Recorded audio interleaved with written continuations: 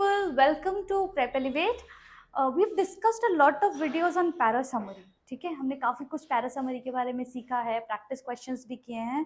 आज हम लोग एक्चुअल कैट क्वेश्चन सॉल्व करेंगे so that we can understand कि जो हमने सीखा है उसको हम किस तरह से कैट क्वेश्चंस पे अप्लाई कर सकते हैं. So today I will discuss the questions which appeared in CAT 24 slot 1. ठीक है, चलो 3 क्वेश्चंस आए थे पैरा समरी के कैट 24 के स्लॉट्स में, एवरी स्लॉट राइट, 3 क्वेश्चंस पर slot. So will take a look at it slot by slot. इसमें हम ना ये भी सीखेंगे कि एक्चुअल सीक्वेंस ऑफ अटेम्प्ट क्या होना चाहिए था, सो दैट वी आइडेंटिफाई कि ईजियर क्वेश्चन कौन सा है, डिफिकल्ट कौन सा है, ट्रिकी क्वेश्चंस क्या होते हैं वगैरह वगैरह. ठीक है, चलो सबसे पहला क्वेश्चन है आपके स्क्रीन पर. If you have understood the concept, आपको समझ में आ रहा है, आपको प्रैक्टिस करना है, you could pause for a while and then solve the answer, then come back and look at the solution. That's a better way of understanding. And if you feel that आप confuse हो जाते हो, you need some guidance initially, so एक slot का question आप मेरे साथ साथ सॉल्व करो, बाकी के स्लॉट के क्वेश्चन आप खुद से भी सॉल्व कर सकते हो. ठीक है, चलो. Cartographers design and create maps to communicate information about phenomena located somewhere on our planet.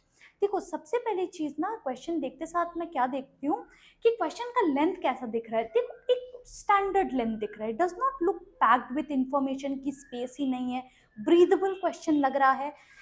Just randomly words को ढूंढो. मुझे कार्टोग्राफर दिख रहा है, मुझे मैप्स दिख रहा है, बार सिंबल, यहाँ पे मैं अगर देखूं अगेन कार्टोग्राफर्स, टेक्नोलॉजिकल डेवलपमेंट, मुझे कुछ बहुत नया नहीं दिख रहा है. तो काइंड ऑफ क्वेश्चन तो मुझे ऐसा लग रहा है कि इजी मीडियम होना चाहिए, unless it is very tricky option wise, but we could give it a try. ठीक है, एग्जाम कंडीशंस में इनिशियल चेक तो यही सब था.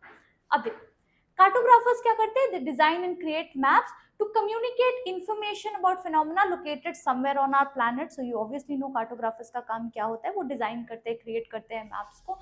In the past, cartographers did not worry too much about who was going to read their maps.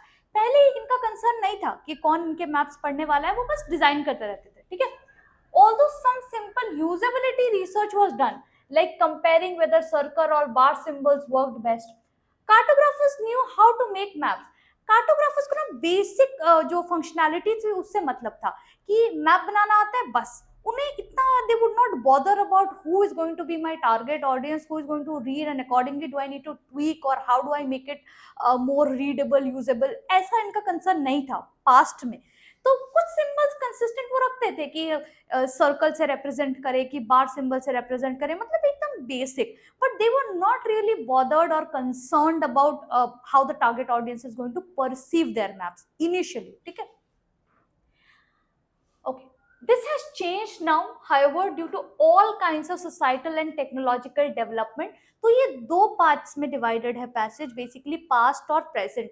तो usually जो summary create होगी ना, वो भी अराउंड हमें पता लगना चाहिए कि क्या चेंजेस हो रहा है, right. I think that would capture the essence better. ठीक है, today map readers are more demanding, mostly because of the tools they use to read maps. तो अभी पहले तो उन्हें टारगेट ऑडियंस के बारे में परवाह करनी नहीं पड़ती थी, but now map readers are demanding.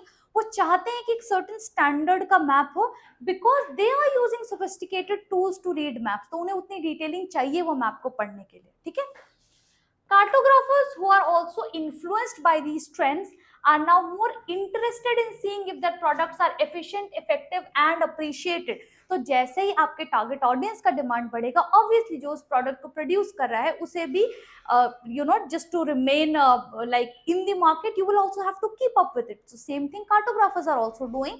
So they are also getting influenced by these technological trends, societal trends, and they are now taking care to ensure that their products are efficient, effective and usable. तो जो target audience उसको best possible way में use कर पाए, ये वो भी ensure कर रहे हैं, बिकॉज अभी डिमांड्स वैसी हो गई है मैप रीडर्स की तरफ से.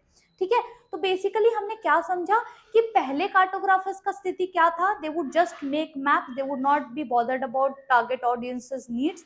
अभी there is a change driven by the demand created by map readers, and उसके पीछे क्या है, टेक्नोलॉजिकल सोसाइटल फैक्टर्स है. इजी टू रीड पैसेज है डेफिनेटली. ठीक है, कोई बहुत डिफिकल्ट नहीं लगा हमें, स्टैंडर्ड लेंथ का भी था.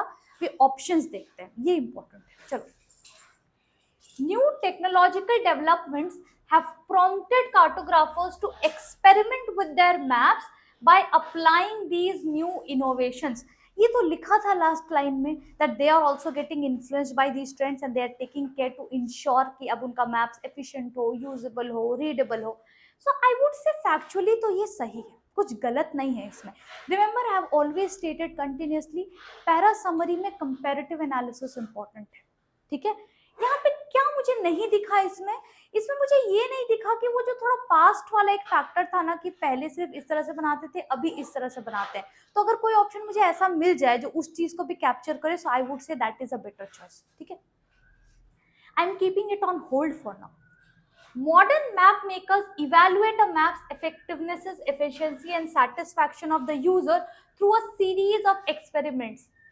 This is additional information. हमें नहीं पता वो किस तरह से उसको इवेलुएट करते हैं, सीरीज ऑफ एक्सपेरिमेंट्स करते हैं, देखते हैं, परखते हैं, कंपेयर करते हैं. We are not sure. तो ये एडिशनल इन्फॉर्मेशन है, ये series of experiments, because this is not mentioned, तो ये आउट ऑफ स्कोप जा रहा है.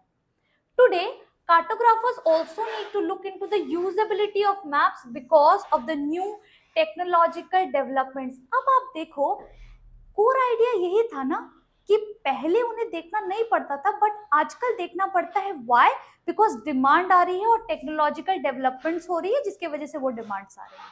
करेक्ट. तो अगर आप अब ए और सी को कंपेयर करो, आप समझ पाओगे C captures the core idea better because वो एसेंस को अच्छे से कैप्चर करता है. A is factually correct but it misses the part about where they have to now where the change has been created, जिसके बारे में पैसेज था. तो थोड़ा पास्ट और प्रेजेंट का एक एनालिसिस, शेड ऑफ एनालिसिस था, उसको ए ने मिस किया है कहीं ना कहीं. C is a better choice. Okay, अभी डी भी देख लो. Maps are being used for a variety of reasons and therefore map readers have become more demanding. ये तो गलत है, ये तो पूरा सेंटेंस को गलत ही कंस्ट्रक्ट किया गया है. राइट, ये नहीं था ना कोर आइडिया, तो ये नहीं था, ये तो हम समझ गए हैं.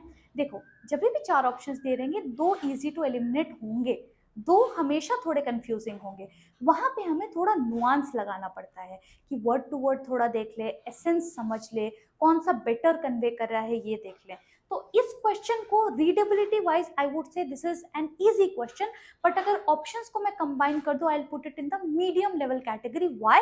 बिकॉज ए और सी के बीच में कंफ्यूजन हो ही सकता है, और एग्जाम कंडीशन में तो टाइम प्रेशर भी रहता है, तो बहुत डिफिकल्ट हो जाएगा शायद ए और सी के बीच में चूज करना. बट जब आप when you think about it in a very calm way, you will understand why C is a better choice over A. ठीक है, ठीक है, तो C is the correct answer. समझ गए? चलो नेक्स्ट क्वेश्चन देखते हैं. Okay, initial check, length, standard, words. मुझे जो वर्ड्स दिख रहे हैं ना, मैं रैंडमली देखो स्कैन कर रही हूँ. Codes, distributed, language. कोड्स में जो वर्ड्स रहते हैं ना, उसकी तरफ ऑटोमेटिकली ध्यान जाता है. Naturally, near, universality. देखो वर्ड्स थोड़े डिफिकल्ट होते जा रहे हैं, और ये लैंग्वेज, लिंग्विस्टिक वाले जो भी पैसेजेस होते हैं ना, ये कैट के फेवरेट्स होते हैं. यूजुअली थोड़े लेयर्ड होते हैं, they are not very easy to crack. ठीक है, इंटरवीन, डेप्थ, हैबिचुएशन. देखो, और मैं रैंडमली वर्ड्स पढ़ रही हूँ, बट उसके कंपैरिजन में आप समझ पा रहे होगे कि रैंडमली भी जब आप वर्ड्स पढ़ रहे हो, डिफिकल्ट हैं, बहुत इजी नहीं लग रहे हैं. तो I would definitely say readability wise also this is somewhere medium to difficult में जा रहा है. Concealing, learning linguistic, visual sign, linguistic, visual. देखो, visual, linguistic, language, naturalisation, I think कुछ, हाँ, नेचुरलाइज्ड, ये सब के अराउंड ये है.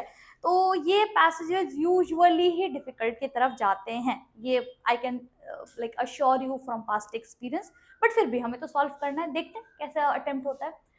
Certain codes may of course be so widely distributed in a specific language community or culture and be learned at so early an age that they appear not to be constructed, the effect of an articulation between sign and referent, but to be naturally given. देखो, starting एक line पढ़ के ही हो सकता है बहुत लोगों को कुछ भी रजिस्टर नहीं हुआ होगा. It is very very common for such passages. अभी I would never say start with such passages. ठीक है, एग्जाम कंडीशंस में these are passages which you should go for towards the very end, and if you are not very sure, drop भी कर सकते हो. no worries at all, because कुछ भी समझ में नहीं आ रहा, कुछ भी पल्ले नहीं पड़ रहा है. कुछ तो लग रहा है कोड्स के बारे में बात हो रही है, बट द कॉम्प्लेक्स स्ट्रक्चर है ना, सेंटेंस स्ट्रक्चर की समझ में नहीं आ रहा है. आगे पढ़ते हैं फिर भी. Simple visual signs appear to have achieved a near universality in this sense, though evidence remains that even apparently natural visual codes are culture specific. समझो क्या बोलना चाह रहा है पैसेज, कि कुछ कुछ कोड्स हैं या कुछ कुछ विजुअल साइंस है, राइट, जो हम इतनी जल्दी सीख जाते हैं या किसी कल्चर में इतना कॉमन हो जाता है कि हमें लगता है कि वो नेचुरली ही वही है उसका मतलब, बट एक्चुअली वो नेचुरल नहीं है, वो क्रिएटेड ही है, बट इतना फ्रीक्वेंटली यूज होता है कि हमें वो नेचुरली लगता है. एग्जाम्पल देखो, रेड लाइट ना, red light is that symbol of stop और डेंजर. ठीक है, ये कोड भी हमने खुद ही क्रिएट किया है एज ह्यूमंस कि अच्छा रेड को हम डेंजर के साथ एसोसिएट करते हैं या स्टॉप साइन के साथ एसोसिएट करते हैं, बट हम इतने छोटे से इतने फ्रीक्वेंटली इसको यूज करते हैं कि हमारा दिमाग इसको इसी तरह ही परसीव करने लगता है. हम कभी भी रेड को देख के ना वी विल नेवर से कि अच्छा ये सेफ ऑप्शन है या ये गो ऑप्शन है, ये हमारे अंदर इनग्रेन्ड है. उसी तरह कुछ लैंग्वेज कोड्स, कुछ सिंबल्स, कुछ विजुअल्स इतना फ्रीक्वेंटली यूज होता है that it feels like it is natural but it is not. It is embedded, natural नहीं है. It feels natural but it is not. और वो बहुत यूनिवर्सल भी हो गया है कि रेड को हम स्टॉप या डेंजर की तरह ही एसोसिएट करने लगे. इनफैक्ट मैं एक एग्जांपल देती हूँ आपको, जो इमोजीज होते हैं ना, let's say the smiley emoji, ठीक है, हो सकता है किसी कल्चर में इसका मतलब अलग हो, बट जैसे आप देखते हैं ना, you immediately associate it with happiness because that is so widely used कि यूनिवर्सली लगता है कि उस सिंबल का मतलब हैप्पीनेस ही, कुछ और हो नहीं सकता, बट हो सकता है, it is possible. So things, codes which appear to be natural may not be natural or as universal as they appear to be. हमें क्यों लग रहा है वो नेचुरल है? बिकॉज या तो हम बहुत अर्ली एज से उसको सीख रहे हैं या तो वो बहुत वाइडली डिस्ट्रीब्यूटेड है, बहुत फ्रीक्वेंटली यूज हो रहा है, इस वजह से हमें लगता है. ठीक है. However, this does not mean that no codes have intervened. Rather, that the codes have been profoundly naturalized. यही मैं बोल रही थी, ऐसा नहीं कि ये कोड्स कभी बैठ के डिजाइन किया नहीं गया, इसको भी बाकायदा डिजाइन किया गया कि देखो जब हम रेड को बताएंगे ना तो रेड स्टॉप होगा, रेड डेंजर होगा. बट अभी क्योंकि वो इतना वाइडली यूज हो गया, हमें ऐसा लगता है कि रेड का हमेशा से तो मतलब ये था, हमने तो कुछ और इसको समझा ही नहीं, कुछ और इसको सोचा ही नहीं. तो it seems very naturalised, but codes have actually been designed and created. समझा? Okay. The operation of naturalized codes reveals not the transparency and naturalness of language, but the depth, habituation and the near universality of the codes in use. मतलब इतना ज्यादा use हो गया है कि अब हमें लगता ही नहीं है कि इसके अलावा और कुछ एग्जिस्ट कर सकता है. It is so deeply embedded. Correct. They produce apparently natural recognitions. अब तो वही नेचुरल सा लगने लगा है, कुछ और हमने कभी उसके बारे में सोचा ही नहीं. ठीक है. This has the ideological effect of concealing. Concealing करना मतलब, कंसील करना मतलब हाइड. कैसे याद रख सकते हैं? मेकअप प्रोडक्ट होता है कंसीलर. कंसीलर क्या करता है? It hides the blemishes on your skin. तो कंसीलिंग मतलब किसी चीज को कवर अप करना, ठीक है, हाइड करना. तो this conceals the practice of coding which are present. मतलब हर चीज के पीछे कोड है, ठीक है, हर चीज के पीछे वो एक artificially let's say design codes है, मैकेनिज्म्स है, बट इतना फ्रीक्वेंटली यूज हो रहा है कि अब हम उसके पीछे की कोडिंग को भूल ही गए हैं, वो हमें नेचुरली लगने लगता है. ठीक है. एक एग्जाम्पल ले सकते हो ना डेली लाइफ से, जो मतलब इतना ज्यादा हमारे लिए like it has become the go to thing. For example आप देखोगे कि जब आप टेक्स्ट करते हो ना, there is this arrow kind of symbol. ये देखो, ये वाला, ओके, ये सेंड वाला, ठीक है, देखो, है ना, ये सिंबल आपने देखा है ना, ये एरो. ये क्या हमेशा से हमारे पास फोन्स हुआ करते थे क्या? नहीं ना. हमेशा से ये सिंबल एग्जिस्ट करता था क्या? नहीं. But now it has become very universal. आप मेल भी सेंड करते हो तो there is this send thing. अगर आप व्हाट्सएप वगैरह भी यूज कर रहे हो या कोई अदर सोशल मीडिया भी यूज कर रहे हो, this has automatically become the universal symbol of sending something. ये कहाँ से आया कि ये फॉरवर्ड एरो सेंडिंग का ऑप्शन होता है? ये तो अभी अभी हाल फिलहाल में ही हमने यूज करना स्टार्ट किया ना एप्स वगैरह, बट ये इतना फ्रीक्वेंटली यूज है कि आप उसको कभी क्वेश्चन नहीं करोगे. It automatically gives that idea कि अच्छा ये सेंड ऑप्शन हो सकता है, वो लिखा हो वो नहीं लिखा हो.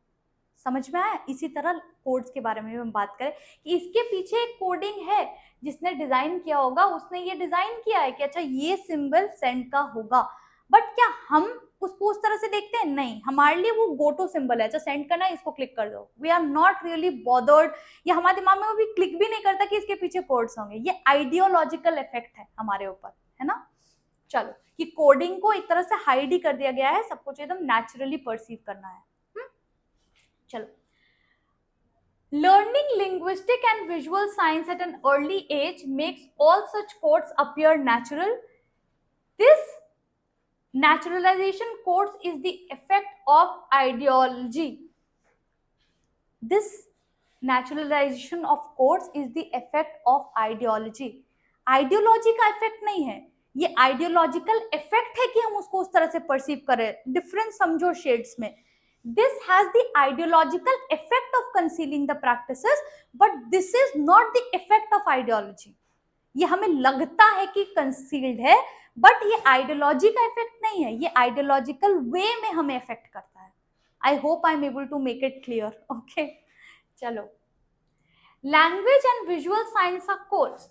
However, some of the codes are so widespread that they not only seem naturally given but also hide the mechanism of coding between the signs. Very well constructed summary I would say, passage बहुत ही nuanced है। तो language और visual sign codes हैं, ठीक है। Some of the codes are wide spread, इतना wide spread है कि लगता है कि नेचुरली वो लाइक इनग्रेन्ड है हमारे में, and it also hides the mechanism of coding. Okay, seems like a good choice. ये हम रिजेक्ट कर सकते हैं बिकॉज ये उल्टे तरीके से लिखा हुआ है। All codes linguistic and visual have a natural origin.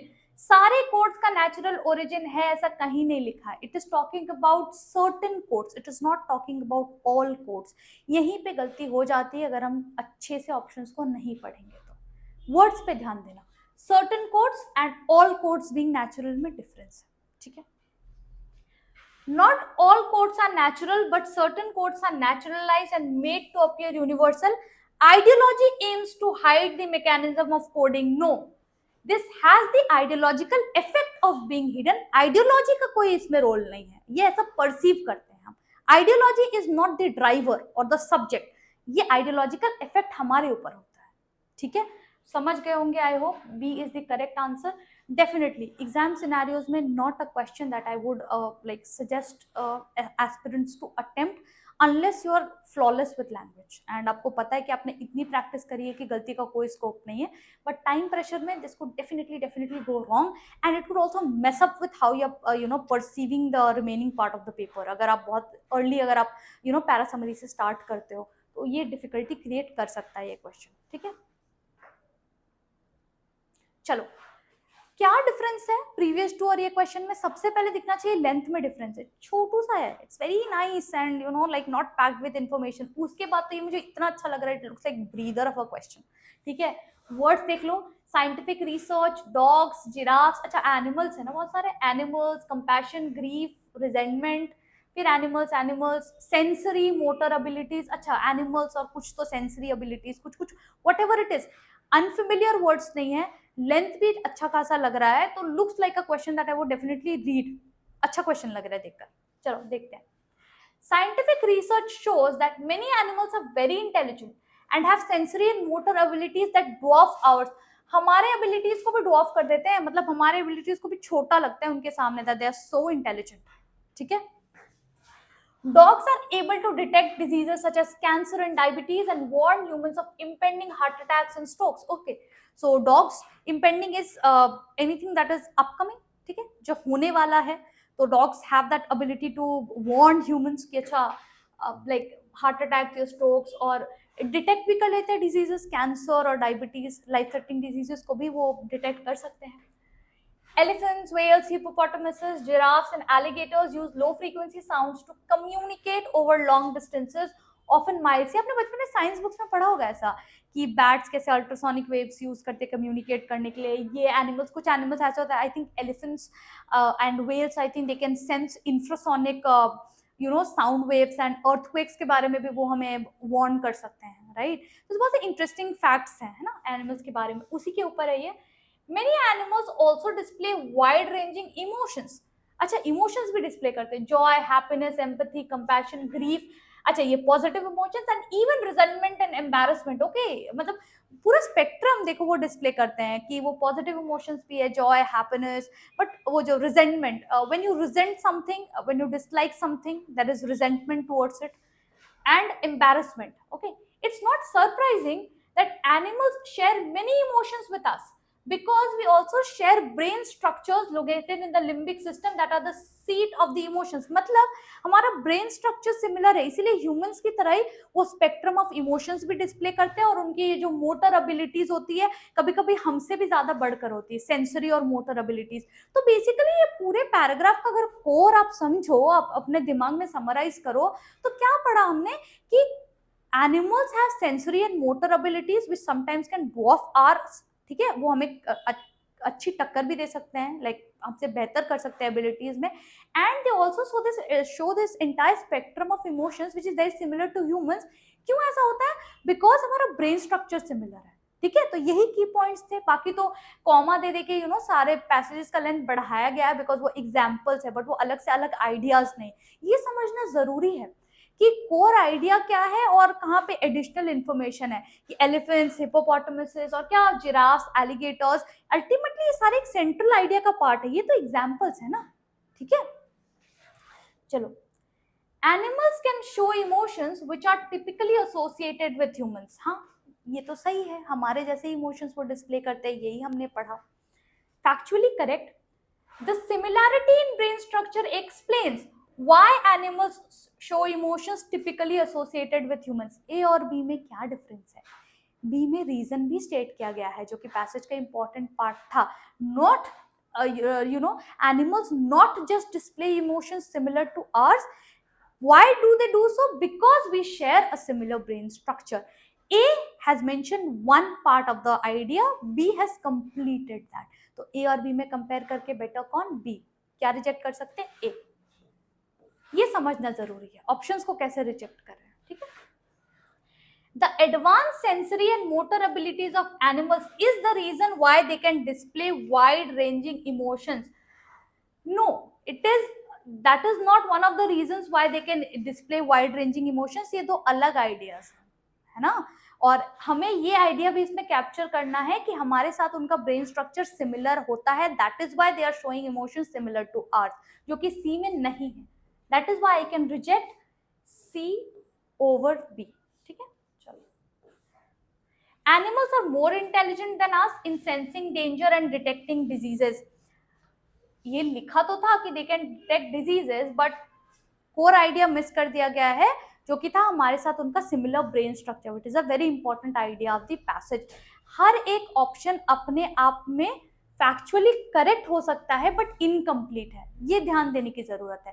So we are not just looking for factually correct sentences, we are also looking for complete sentences जो कि कंपेरेटिवली हम डिसाइड करते हैं, ठीक है.